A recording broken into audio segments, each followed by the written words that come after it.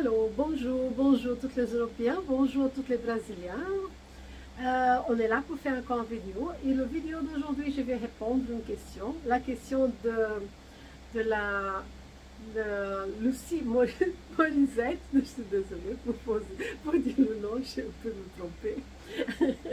Lucie Morisette, cette vidéo c'est fait pour vous.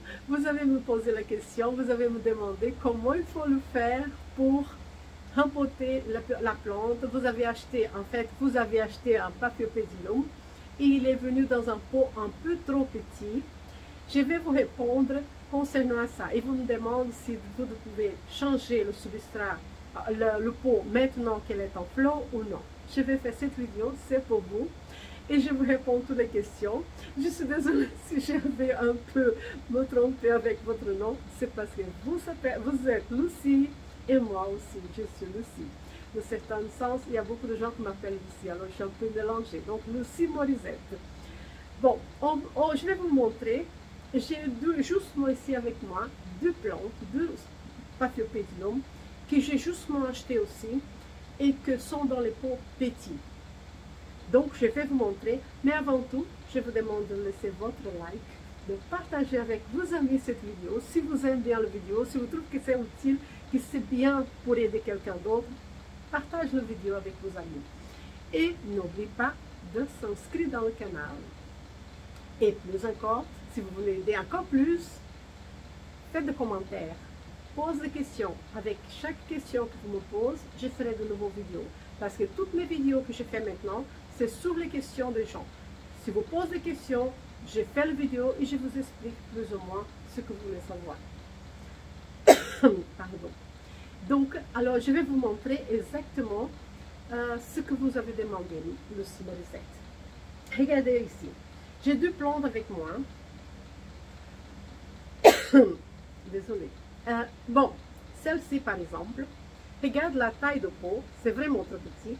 Celle-là, je l'avais achetée parce que j'avais la même et elle était morte. Je l'avais perdue. Je me suis dit, mon Dieu, je dois acheter une autre. Alors j'ai acheté celle-là hier. Voilà, voilà la merveille de la fleur. Et regarde la plante. J'aime bien cette couleur, j'aime bien la plante en fait. Elle a une deuxième plante ici. Elle est dans un trop petit pot. Le pot est vraiment petit pour elle, oui. Mais elle peut rester dans ce pot, pardon. Mais elle peut rester encore dans cette pot jusqu'à la floraison est finie. Il ne faut jamais changer une plante de pot avant que la floraison est finie. Donc, attends jusqu'à la fin. Je suis désolée.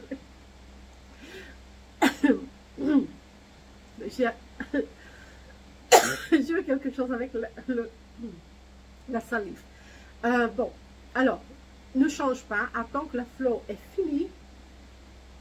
Je vais faire une pause et je reviens. Eh bien, on est de retour. C'est mieux maintenant. C'est vraiment à cause de la propre salive qui a été mal tournée, mal descendue. Bon, c'est ce que j'étais en train de dire. Attends que la fleur est finie. Dès que la fleur est finie, alors vous pouvez changer de pot. Oui. Vous continuez avec le même substrat parce que c'est l'écorce. Vous pouvez mettre l'écorce ou vous mettez le même substrat que j'utilise toujours. Je vais vous montrer encore une fois le substrat que j'utilise. Je vais tourner tout à l'heure la caméra et je vous montre le substrat que j'utilise normalement. Mais là, donc, elle a une nouvelle plante. Oui, vous pouvez le changer si vous voulez. Mais le meilleur, c'est d'attendre encore. Si vous pouvez attendre que cette deuxième plante va devenir un peu plus grande. Donc, elle aura deux grandes plantes. Ça serait idéal pour changer. Parce qu'elle est encore petite pour sortir de cette peau. D'accord? Et quand vous le changez, vous le mettez dans un pot à cette taille-là. Pas dans un pot plus grand que ça. La plante, quand elle est petite comme ça, quand elle est cette taille-là, elle ne peut pas être plus grande que ça. Si vous le mettez dans un pot plus grand, la plante va prendre trop de force pour remplir le pot avec des racines et alors elle va s'affaiblir et elle va mourir plus vite. Donc, ne mettez pas jamais une petite plante dans un grand pot. Ça, c'est quelque chose de très important à savoir. D'accord? Alors, je vais vous montrer encore une deuxième plante que j'ai achetée aussi le même jour. C'est celle-ci. Oui, attends, je ne veux pas qu'elle tombe. Hop, voilà. Non, elle ne va pas tomber. Alors, celle-ci, non, elle va tomber. Je vais la mettre quelque part d'autre. Voilà, je la mets ici. Bon, celle-ci, j'ai acheté aussi hier, avec l'autre aussi. Elle est merveilleuse comme fleur. Et la feuille, c'est aussi une belle feuille. J'aime bien les feuilles comme ça. Donc, mais regarde, elle n'a ni une nouvelle pousse ici, elle n'a rien d'autre, elle n'a pas d'autres pousses, donc elle n'a pas d'autres plantes, petites plantes. Donc, elle est unique. Je ne veux pas la changer autant qu'elle n'a pas une deuxième ou une troisième petite plante. Donc, je vais l'attendre, je vais la laisser dans ce petit pot jusqu'à qu'elle grandisse assez, qu'elle a 2 ou 3 de plus. Vous comprenez? Pour que je peux la changer. C'est le meilleur pour la plante. Si elle aurait une, je peux déjà changer si je le veux. Mais moi, je préfère attendre jusqu'à qu'elle aura minimum 2. Alors, je changerai. J'attendrai que la fleur finisse, j'attendrai qu'elle ait 2, et alors je vais changer. Bon, et je vais profiter aussi pour dire, cette plante-là, comme vous voyez, elle n'a pas une nouvelle plante, elle est justement ouverte. Vous faites bien attention à ce que je vous montre, parce que là, quand elle commence à donner une nouvelle plante, je vais vous faire une vidéo, un petit vidéo pour montrer qu'elle a déjà une nouvelle plante, et quand la fleur tombe, je vais vous montrer aussi. Ça veut dire, je vais vous laisser savoir combien de temps ça dure la floraison d'une Paphiopedilum, et je vais vous laisser savoir aussi combien de temps ça prend pour qu'elle donne une nouvelle brotation, une nouvelle plante. Donc, si vous faites vraiment attention à cette plante-là, maintenant, je vais mettre prêt, voilà, elle n'a rien, elle n'a qu'une plante, et elle a la fleur qui est justement verte. Et je vais vous montrer bientôt, dès qu'elle est finie la fleur, je vous montre le jour qu'elle va tomber, pour que vous voyez combien de temps elle va rester. Et le jour qu'elle aura une nouvelle plante, je vous montrerai pour que vous pouvez savoir combien de temps elle prend pour avoir une nouvelle plante. D'accord? Maintenant, je vais tourner la caméra. Attends, je la mets ici, voilà. Je vais tourner la caméra et je vais vous montrer le substrat que j'utilise. Comme ça, vous pouvez savoir plus ou moins qu'est-ce que vous pouvez utiliser qui est de meilleur. Et voilà, ça c'est le substrat que j'utilise toujours pour les Paphiopedilum, pour les anguloes, pour les lycastes, angulocastes,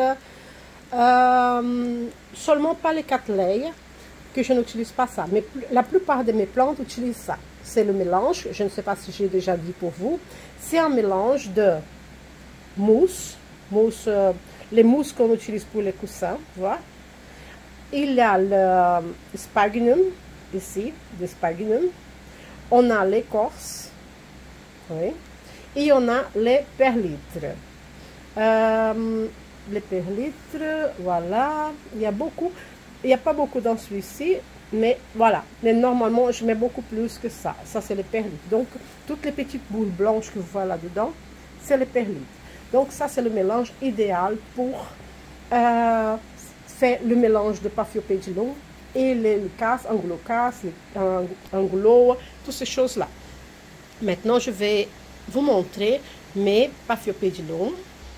Les Paphiopedilum Lady White, qui est justement en train de perdre la fleur.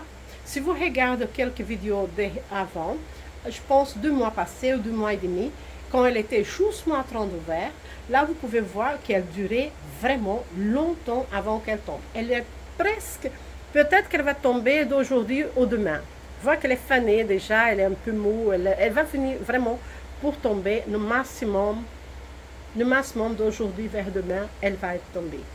Parce qu'elle a déjà resté longtemps. Celle-ci, elle n'a pas encore, elle va rester encore minimum 2 semaines parce qu'elle est plus qu'un mois et demi qu'elle est là, mais elle est encore parfaite. Celle-ci, peut-être qu'elle va durer encore 1 semaine maximum, elle a presque 2 mois qu'elle est là, mais elle va encore durer un peu. Le Léanum aussi, il est bien, il va durer encore minimum 1 semaine aussi ou plus, parce que ça fait longtemps qu'il est là, mais il est encore bien. Le Pinocchio, il est justement nouveau, la fleur est justement nouvelle en fait, elle est justement ouverte, donc elle va durer encore longtemps avant qu'elle tombe. Et elle donne déjà, elle commence à gonfler le 12e bouton, ça veut dire que le 12e bouton va commencer à ouvrir bientôt. Donc, Là, vous pouvez voir une floraison d'une Paphiopedilum dure quand même assez longtemps. Je vais vous montrer une merveille que j'ai achetée aujourd'hui. Aujourd'hui non, hier aussi. C'est une Miltonia, Miltonia vexillaria merveilleuse. Elle est vraiment merveilleuse. Je l'ai achetée. Je sais qu'il y a beaucoup de gens qui disent que ça c'est une Miltonia très difficile à soigner, très difficile à cultiver, mais je voulais faire cet essai. Je l'ai achetée. Je ne vais pas changer de pot pour l'instant. Elle a aussi un petit pot, mais je vais attendre jusqu'à... Je sais qu'elle peut supporter l'adaptation de l'ambiance, de la place, ici de la nouvelle place. Et après, je change de pot. Et j'espère que je vais savoir bien la garder parce qu'elle est merveilleuse. Mais il y a beaucoup de gens qui disent que ce n'est pas facile à garder celle-là. Elle a une nouvelle tige qui va encore ouvrir, comme vous pouvez voir. Et elle a toutes ces fleurs-là, comme vous pouvez voir. Elle est merveilleuse, je l'adore. Je suis très contente de l'avoir achetée et on va voir si je vais réussir à la garder. Bon, alors je vous laisse maintenant. J'espère que vous avez bien compris tout ce que je vous avais expliqué. J'espère que vous avez aimé. Comme j'avais promis que je ferais une vidéo pour vous, voilà, la vidéo est faite et j'espère que vous pouvez bien comprendre. Merci beaucoup, un merveilleux dimanche pour vous et on se voit dans la prochaine vidéo avec en train de répondre encore de nouvelles questions à des personnes qui me posent des questions. Merci beaucoup à tous. Au revoir.